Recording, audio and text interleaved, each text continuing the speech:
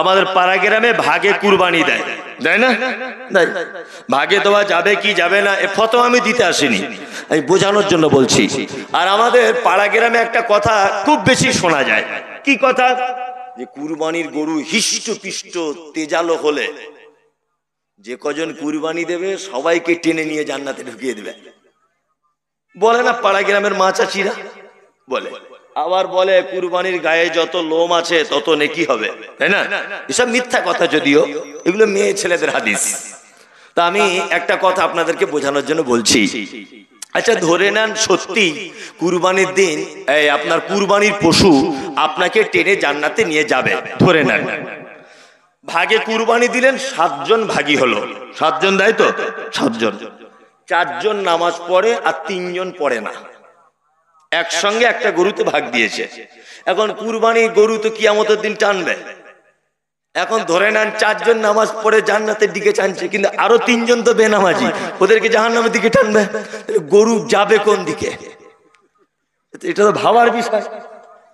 গরু তাহলে যাবে কোন দিকে, তাই না? ওই জন্য আপনাকে বলছি আমি একটু কড়া করে, অন্তত পক্ষে যারা নামাজ পড়ে না, 5 ওয়াক্ত যারা নামাজ পড়ে না, আপনি তাদের সাথে কুরবানি দেবেন না। প্রয়োজনে অন্য গ্রামে গিয়ে দেন নামাজিদের সাথে, প্রয়োজনে কুরবানি ছেড়েই দেন, এত গুনাহ হবে না। কি বললাম বুঝলেন না? প্রয়োজনে 12,000 টাকার গরু না কিনে আপনি 3,000 টাকার একটা পাটি ছাগল কিনুন, দাঁতওয়ালা দেখে, একা দেন, অসুবিধা নেই। তবে বেনামাজিদের সঙ্গে যেন দিতে যাবেন না। বেনামাজিদের সাথে যদি আপনি দেন, আপনার যে কুরবানি হবে না, এই ফতোয়া আমি দিচ্ছি না। আমি জাস্ট এই কথা বোঝাতে চাইছি, আল্লাহ সুবহানাহু ওয়া তাআলা মারাত্মক বড় একটা হুকুম যারা অমান্য করতে পারে, আপনার সঙ্গে তার বন্ধু হয় কি করে? আল্লাহ তাআলা বলছেন ফাসাল্লি লিরাব্বিকা ওয়ানহার। নবীকে বলছেন আপনি প্রথমে সালাত আদায় করুন, তারপরে কুরবানি করুন। কি বললাম বুঝলেন? নামাজের বেলা কোনো খোঁজ খবর নাই, কুরবানির গরু কিনে বসে আছে 40,000 টাকা, আর লোক দেখতে আসছে আর বলছে সাংঘাতিক গরু, তোমার গরু 10 পয়সাও দাম নাই, আর ও কুরবানি তোমার হবেও না, বেকার। কারণ যে লোক নামাজ পড়ে না কুরবানি দেয়, ওই লোক পাছা আগলা করে মাথায় পাগড়ি পড়ার মতো লোক। আল্লাহ তুমি জাতিকে সঠিক বোঝার তৌফিক দান করো, আমিন আমিন। প্রথমে সালাত আদায় করব, তারপরে কুরবানি দেব ইনশাআল্লাহ ইনশাআল্লাহ। আমরা অনেক ভুলের মধ্যে ডুবে আছি, অনেক ভুলের মধ্যে। বর্তমানে কিছু মানুষ আছে যারা মুহাম্মদ সাল্লাল্লাহু আলাইহি ওয়াসাল্লামের কথা, মুহাম্মদ সাল্লাল্লাহু আলাইহি ওয়াসাল্লামের হাদিসকে বাদ দিয়ে তারা ফিকহি মাসলা মাসাইলকে নিয়ে বাড়াবাড়ি করে, করে না? করে। আল্লাহু আকবার। আমি অবাক হয়ে যাচ্ছি। আল্লাহ নবী সাল্লাল্লাহু আলাইহি ওয়াসাল্লাম 11 হিজরিতে পৃথিবী থেকে চলে গেছেন। কত হিজরিতে? 11। আবু হানিফা রাহিমাহুল্লাহ জন্ম হয়েছে 80 হিজরিতে, তিনি মারা গেছেন 150 হিজরিতে। এইভাবে ইমাম শাফির জন্ম হয়েছে 150 হিজরিতে। এইভাবে 300 হিজরির ভিতরে, 300 হিজরির ভিতরে সমস্ত আইম্মায়ে কেরাম পৃথিবী থেকে চলে গেছেন। ইমাম বুখারী, ইমাম তিরমিজি, ইমাম নাসাই, ইমাম ইবনে তাইমিয়া, ইমাম আবু হানিফা, ইমাম আহমদ বিন হাম্বল, ইমাম ইবনে তাইমিয়া, সমস্ত আইম্মায়ে কেরাম 300 হিজরির মধ্যে পৃথিবী থেকে চলে গেছেন। তখনও পর্যন্ত কুরবানি ঠিকই ছিল, ভালো করে বুঝবেন, তখনও পর্যন্ত কুরবানি ঠিকই ছিল। তারপরে আবিষ্কার হলো, বলছে আকিকার কুরবানি একটা পশুতেই দিলে চলবে, কোনো সমস্যা নেই। এগুলো হচ্ছে না? আকিকা একটা আলাদা আমল, কুরবানি একটা আলাদা আমল। কিন্তু হুজুর ফতোয়া দিয়ে দিয়েছে আকিকার গরুতে 3টে বেটার 3টে নাম দিয়ে দাও, কুরবানির গরুতে 3টে বেটার আকিকা হয়ে যাবে, বাকি যে 4টে নাম থাকবে তোমার গোষ্ঠীর সবার নামে কুরবানি দিয়ে দাও। একটা গরুতে 2 রকমের ক্যাপাসিটি। আশ্চর্য ব্যাপার, কত যে ভণ্ডামি চলছে, চলছে আমাদের এখানে, চলছে। আল্লাহু আকবার।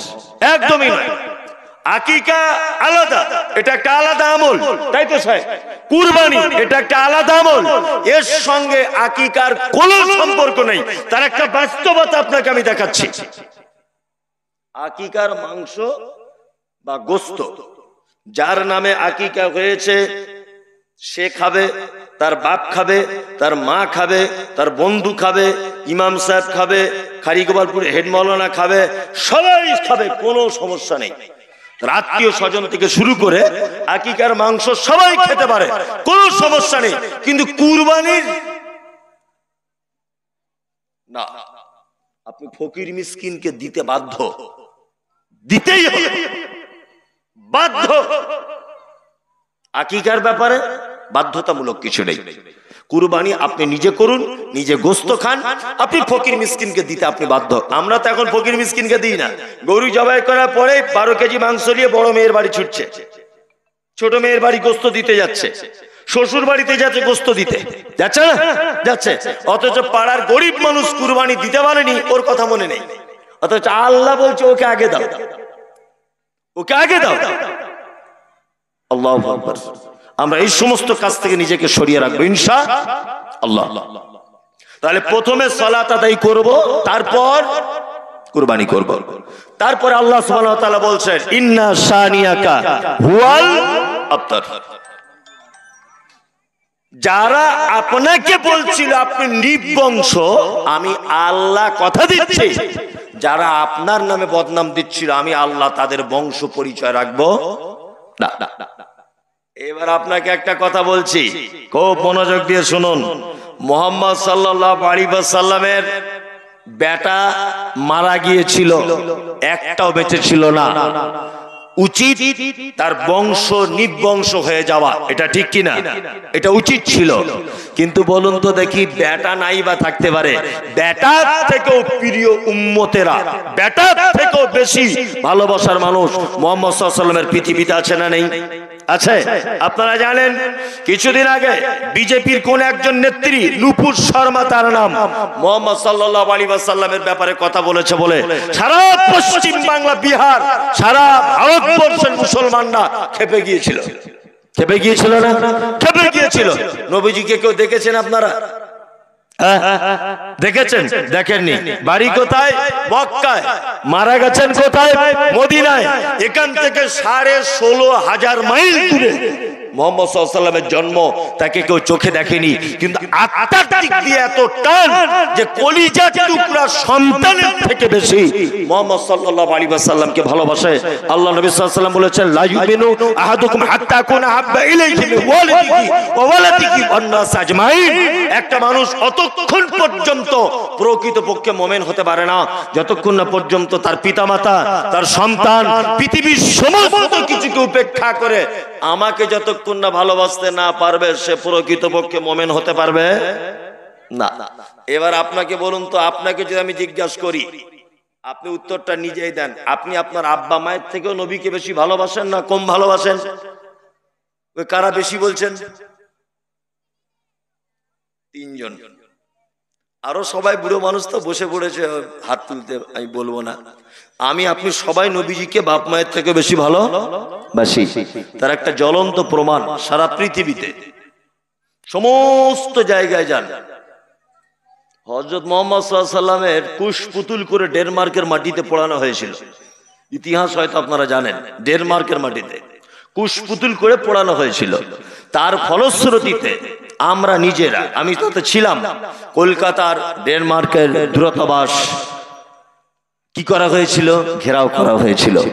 আপনারা জানেন কিছুদিন আগে বাংলাদেশের কোন একজন কুখ্যাত মানুষ মুহাম্মদ সাল্লাল্লাহু আলাইহি ওয়াসাল্লামের ব্যাপারে ব্যঙ্গ করেছিলেন। আম্মা জান আয়েশা সিদ্দিকা রাদিয়াল্লাহু তাআলা আনহার ব্যাপারে মানে মন্তব্য করেছিলেন। এই জন্য সারা সোশ্যাল মিডিয়াতে আগুন ধরে গিয়েছিল, দেখেছিলেন না? অথচ মুহাম্মদ সাল্লাল্লাহু আলাইহি ওয়াসাল্লামকে আমরা কেউ চিনিও না, দেখেও নেই, কোনো পরিচয় নেই, শুধুমাত্র পবিত্র আল কোরআনে ওনার নাম শুনেছি আর ওনার জীবনী পড়েছি, এতেই এত ভালোবাসা। আবু জাহেল, আবু লাহাব যারা মুহাম্মদ সাল্লাল্লাহু আলাইহি ওয়াসাল্লামের ব্যাপারে কটু কথা বলেছিল, মন্তব্য খারাপ করেছিল আর বলেছিল আপনার বংশ শেষ হয়ে যাবে, তাদের আর বংশের পরিচয় নেই। আমি মানযুদ্ধ যারা দেখে এসেছি, আবু জেহেলের বাড়িতে মানুষ পায়খানা করছে। আবু জেহেলের ঘরে সৌদির বাদশাহ পায়খানা ঘর করে দিয়েছে, মানুষ যাচ্ছে আর ওর মুখে গিয়ে পায়খানা করছে। আল্লাহু আকবার। আজও পর্যন্ত পৃথিবীতে একটা মানুষ দেখতে পাওয়া যাবে যে আবু জেহেলের ভক্ত হয়ে আছে? আবুল আহাব, উতবা ইবনে সাইবা এদের ভক্ত আছে? নাই, কেউ নেই। অথচ মুহাম্মদ সাল্লাল্লাহু আলাইহি ওয়াসাল্লামের ভক্ত সারা পৃথিবী জুড়ে আছে। ওই জন্য তো অনেক পৃথিবীতে মনীষীরাও বলেছেন বিশ্ব নবীর মতো মানব কে দেখেছে কবে, ভবিষ্যতেও এমন মানব জন্ম নাহি হবে। মুহাম্মদ সাল্লাল্লাহু আলাইহি ওয়াসাল্লামের মতো আদর্শবান মহাপুরুষ পৃথিবীতে আর কোনোদিন আসবে না। মুহাম্মদ সাল্লাল্লাহু আলাইহি ওয়াসাল্লামের পরীক্ষার অনেক পরীক্ষা, তার বেটাগুলিকে পৃথিবী থেকে নিয়ে নেওয়া। আল্লাহ সুবহানাহু ওয়া তাআলা বেটা নিয়ে যাবার পরে একেবারে সান্ত্বনা দিতে গিয়ে বলছেন, ইন্না আতাইনাকাল কাউসার, নবী আপনাকে কাউসার দিয়ে দিয়েছি। আল্লাহু আকবার। নবী ইব্রাহিম কিয়ামতের মাঠে ইয়া নফসি, নবী মুসা ইয়া নফসি, নবী ঈসা ইয়া নফসি, নবী জাকারিয়া ইয়া নফসি, নবী নূহ, নবী দাউদ, নবী সুলাইমান, সমস্ত নবীরা কিয়ামতের মাঠে ইয়া নফসি ইয়া নফসি ইয়া নফসি। একজন মাত্র নবী শুধু বলবেন ইয়া উম্মতি ইয়া উম্মতি। তিনি কে? মুহাম্মদ রাসূলুল্লাহ সাল্লাল্লাহু আলাইহি ওয়াসাল্লাম। সমস্ত নবীরা কিয়ামতের মাঠে নিজ নিজ উম্মত নিয়ে দাঁড়িয়ে থাকবেন। কাউসারের পানি পান করাবার পারমিশন পাবেন না। একজন নবী ডিপার্টমেন্টে থাকবেন, তিনি কে?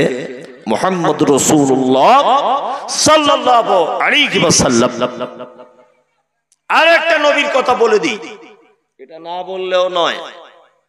আমাদের মাঝে একজন নবী ছিলেন, তার নাম ইব্রাহিম আলাইহিস সালাম। আবার নবীদের ভিতরে সবথেকে বেশি পরীক্ষা হয়েছে কার?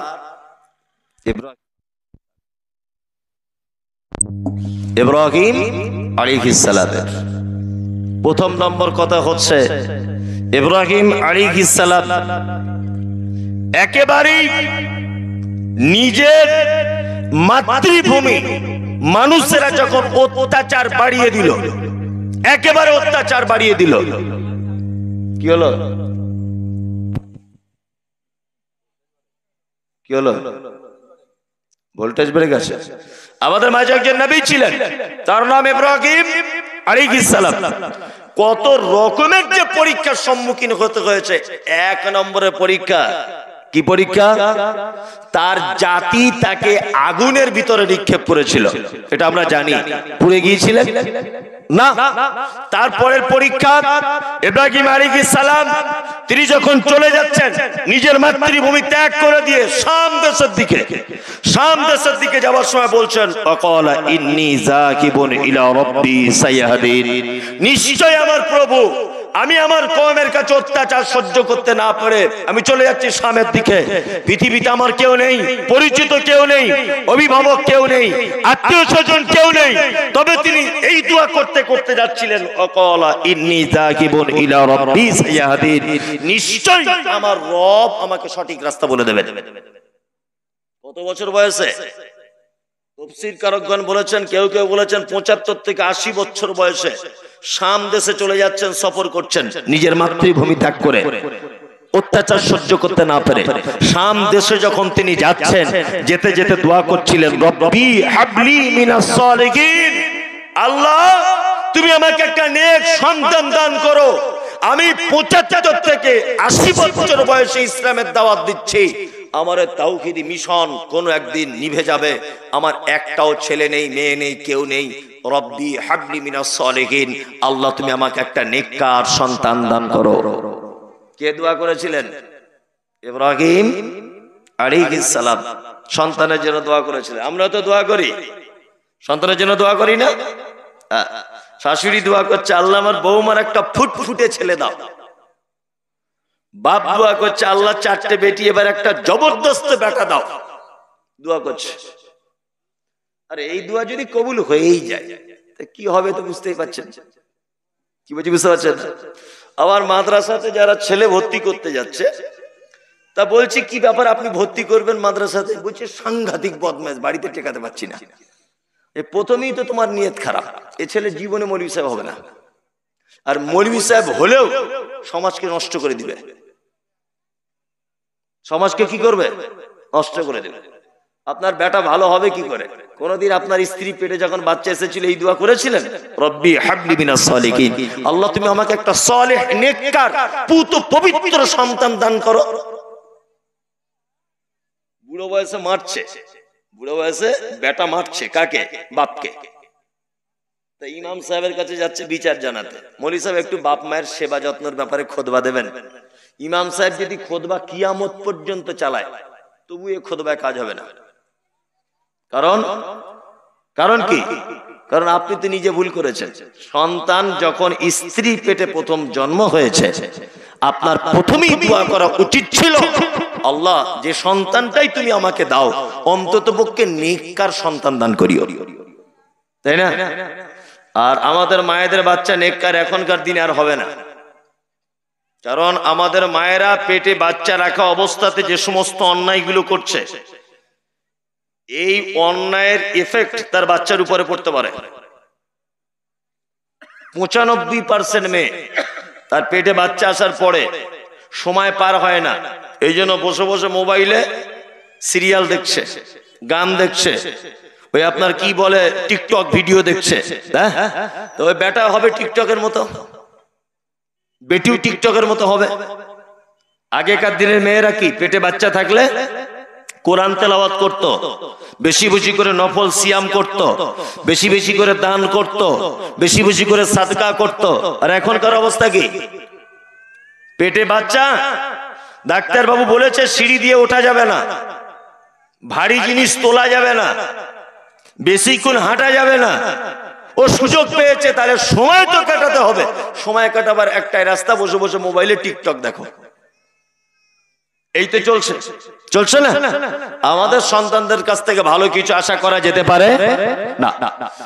80 বছর বয়সে বুড়ো লোকের বেটা হয়েছে। আল্লাহ তাআলা বলছেন ফাবাশশারনাহু বিগুলামিন হালিম, সুসংবাদ দিলাম আমি একটা পুত পবিত্র নরম তাজা ঈমানওয়ালা ভালো ছেলের। আল্লাহ সুবহানাহু ওয়া তাআলা ইব্রাহিম আলাইহিস সালামের দোয়া কি করলেন? কবুল করে নিলেন। ইব্রাহিমের দোয়া কবুল করলেন আর বললেন ফাবাশশারনাহু বিগুলামিন হালিম, সুসংবাদ ইব্রাহিম, তোমার জন্য একটা বেটা সন্তান আমি আল্লাহ দান করছি। বেটাটা আল্লাহ তাআলা দান করলেন। এবার নবীর পরীক্ষা শুরু হচ্ছে। কার? ইব্রাহিম আলাইহিস সালামের। আল্লাহ তাআলা তারপরে বলছেন ফালাম্মা বালাগা মাআহুস সা'য়া ক্বালা ইয়া বুনাইয়া ইন্নী আরা ফিল মানামি আন্নী আযবাহুকা ফানজুর মাযা তারা ক্বালা ইয়া আবাতি ইফআল মা তু'মারু সাতাজিদুনি ইনশাআল্লাহু মিনাস সাবিরিন। বেটা হয়েছে ইব্রাহিম আলাইহিস সালামের বুড়ো বয়সে। আল্লাহ তাআলা বলছেন ফালাম্মা বালাগা মাআহুস সা'য়া, বেটা যখন আস্তে আস্তে করে চলাফেরা করার বয়স যখন হলো। কত বছর একটা ছেলে চলাফেরা করতে পারে? 4-5 বছরে ভালোভাবে চলাফেরা করতে পারে না? যখন চলাফেরা করতে তার বয়স যখন হয়ে গেল, তখন ইব্রাহিম আলাইহিস সালাম তিনি বলছেন, কি বলছেন?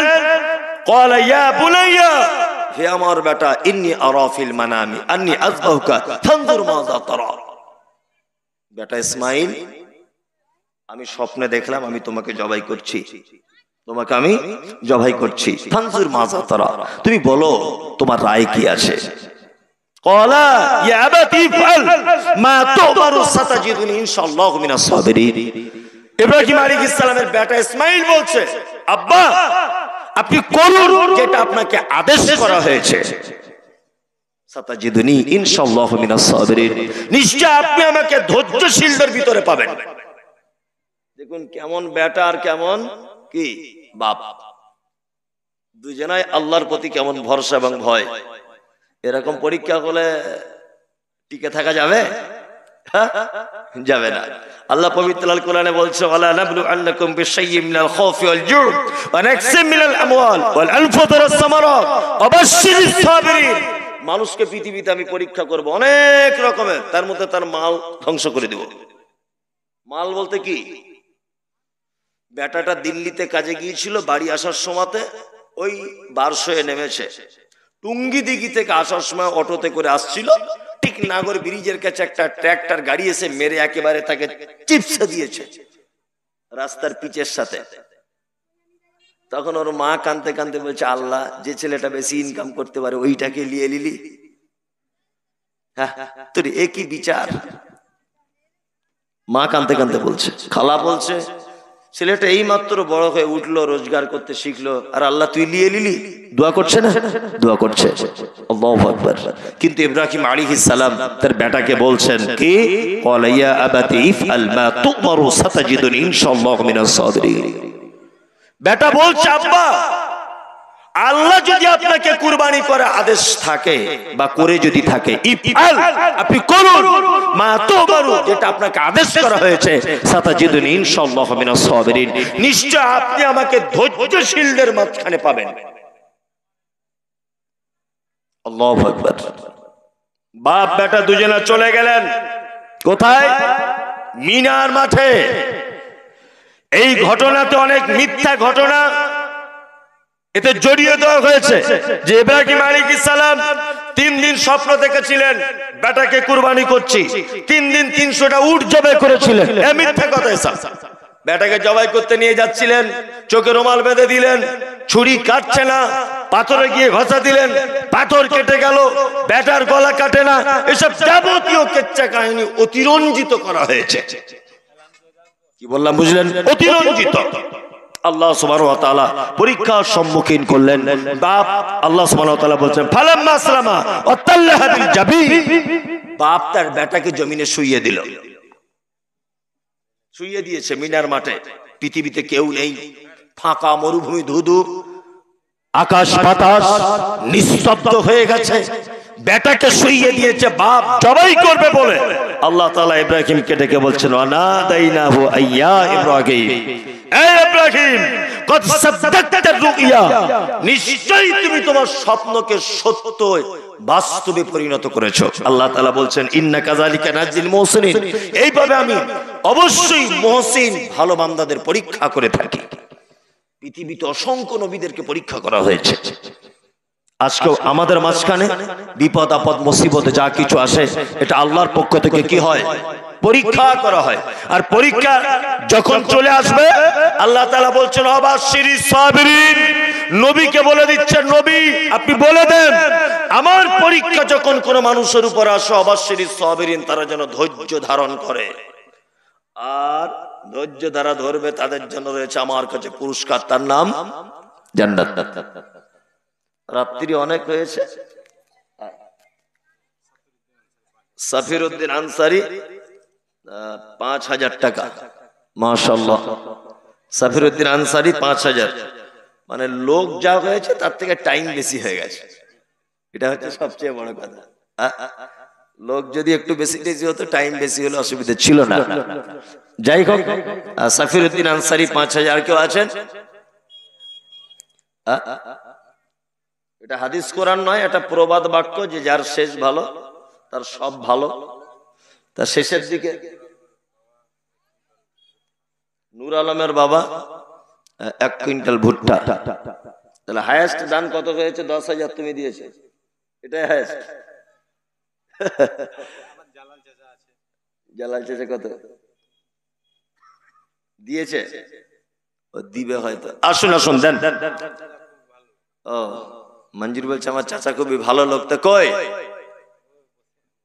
দেন। আসুন একটু মেহেরবানি করুন, আল্লাহর রাস্তায় দেন। যে যা পারবেন দেন। রাত্রি অনেক হলে 1টা বেজে গেছে প্রায়। কই দেন। কি হলো? মসজিদ হচ্ছে না হয়ে গেছে নতুন?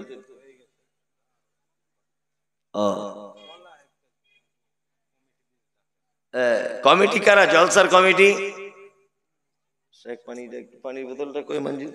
মঞ্জুর পানির বোতল।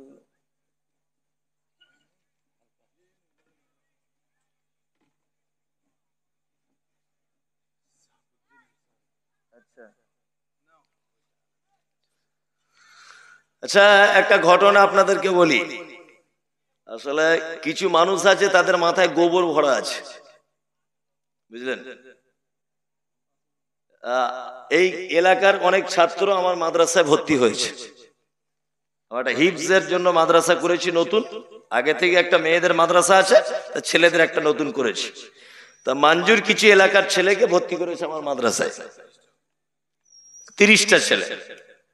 তা ওই মাওলানা গিয়েছিলেন, কি নাম ওনার, শাহাবুদ্দিন সাহেব, ফ্রিতে। একজনা বলতে পারবে না কেউ যে ভর্তি ফি দিয়ে ভর্তি করেছি, একজনাও না। শাহাবুদ্দিন সাহেব ঠিক বলছি কিনা? ফ্রিতে, ভর্তি ফিটাও নেইনি। এই গরিব মানুষ এসেছে অনেক দূর থেকে, পড়ো। কোন এক গাধা এলাকাতে নাকি প্রচার করছে যে মমতাজুলের মাদ্রাসাতে শাহাবুদ্দিন সাহেব আর মানজুর ছেলেগুলোকে দিয়ে আসছে, মমতাজুল কি ওদের কলকাতায় কিডনি গুলো বিক্রি করে দেবে না কি করবে? আরে গাধা, তোমার মাথাতে গোবর আছে? এই এলাকার আলেম বলছে আবার একজন, সে আলেম তো হতে পারে না। আলেম কি করে হবে? আলেম এত বড় জঘন্য কথা বলতে পারে? সারা পশ্চিম বাংলাতে আমি ঘুরছি, কে না আমাকে চেনে? সারা বাংলার মানুষ চেনে, সারা বাংলার মানুষ আমার বাড়ি চেনে। মানজুর তো মনে হয় মাসে একবার করে যায়। এই ফিটু, এই তাজাম্মুল, যত ইউটিউবার আছে প্রায় ইউটিউবার আমার বাড়ি থেকে ঘুরে এসেছে। আর আমি দিন রাত উত্তর দক্ষিণ দিনাজপুরে ঘুরছি, আর আমি তোমার বেটার কিডনি বিক্রি করে দিব? বিয়াদব কোথাকারে। আসলে ওইসব কিছু নয়। আমি তো বিজনেস ওয়ালা মাদ্রাসা করিনি। কি বললাম বুঝলেন না? যারা মাদ্রাসা করে বিজনেস করছে, এতিমদের নামে ফর্ম জমা দিয়ে অন্য জায়গা থেকে টাকা আনছে, অথচ এরকম রিপোর্ট আমাদের কাছে জ্বলন্ত প্রমাণ আছে। যারা এই রিপোর্ট গুলো ছড়াচ্ছে, তার মাদ্রাসাতে এতিম কোন মেয়েকে বা এতিম কাউকে ভর্তি করার জন্য এসেছে, ভর্তি ফি এত চেয়েছে, বোর্ডিং চার্জ এত চেয়েছে, ওই মেয়েটাকে আবার ঘুরিয়ে দিয়ে খাড়ি গোপালপুর মহিলা মাদ্রাসাতে ফ্রিতে ভর্তি করানো হয়েছে। সব রিপোর্ট আমাদের কাছে আছে। আর গাধা এলাকাতে এ করছে যে মমতাজুল কিডনি বিক্রি করে দেবে। কেন, আমার কি কিডনি শর্ট পড়ে গেছে? বদমাইশি জায়গা পায় না। এসব ভ্রান্ত কথা থেকে দূরে থাকবেন। কি পরিবেশে কেমন ভাবে রেখেছি, শাহাবুদ্দিন সাহেবকে জিজ্ঞেস করবেন, মঞ্জুরকে জিজ্ঞেস করবেন। রাত দিন এক করে দিচ্ছি যাতে আপনাদের বাচ্চাগুলোর কোনো অসুবিধা না হয়। যারা বাচ্চা পাঠিয়েছেন, আপনার বাচ্চা বাড়ি এলে তার শরীরের কালার দেখলে বুঝতে পারবেন পরিবর্তন হয়েছে কিনা। আপনার বেটার শরীরের চামড়ার গ্লেজ দেখলে বলে দিবে যে ওখানে পড়ে আমার বেটা ওখানে থেকে পরিবর্তন হয়েছে কিনা। আর ভুল মানুষকে বার্তা দিচ্ছে কিডনি বিক্রি করে দিবে। বিয়াদব কোথাকারে।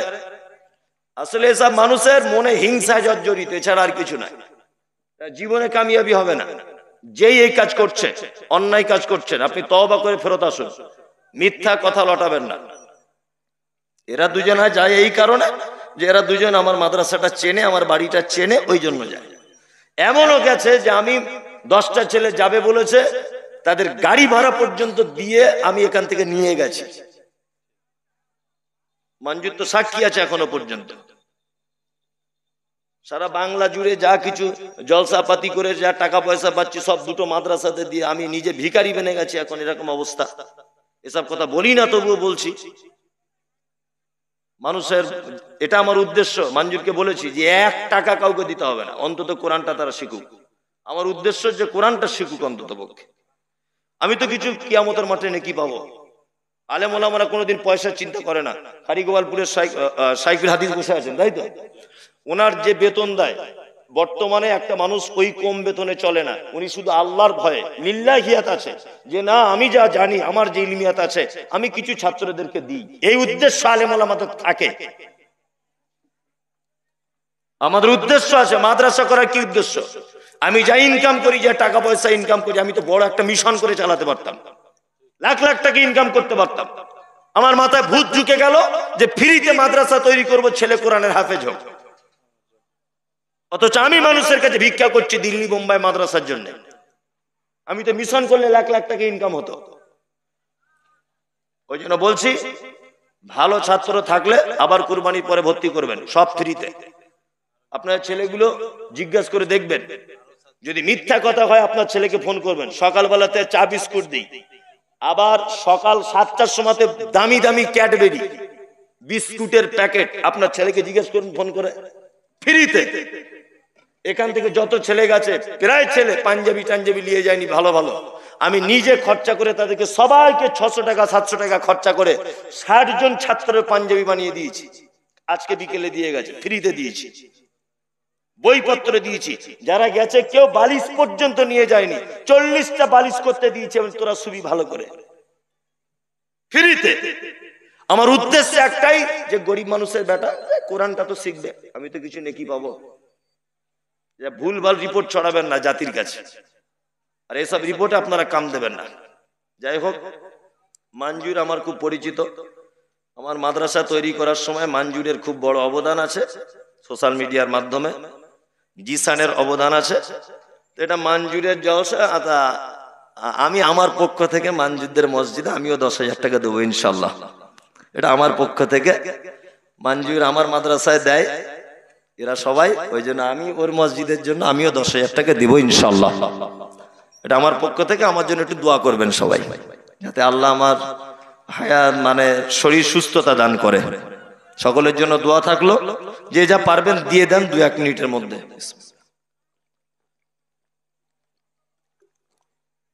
মজলিস ভাঙা দোয়া বলে দিস নাকি? হ্যাঁ, কমিটি কারা আছো তোমরা? কমিটি 1 টাকাও দেয়নি কমিটি? কমিটি কারা আছে? কমিটিতে কারা আছে?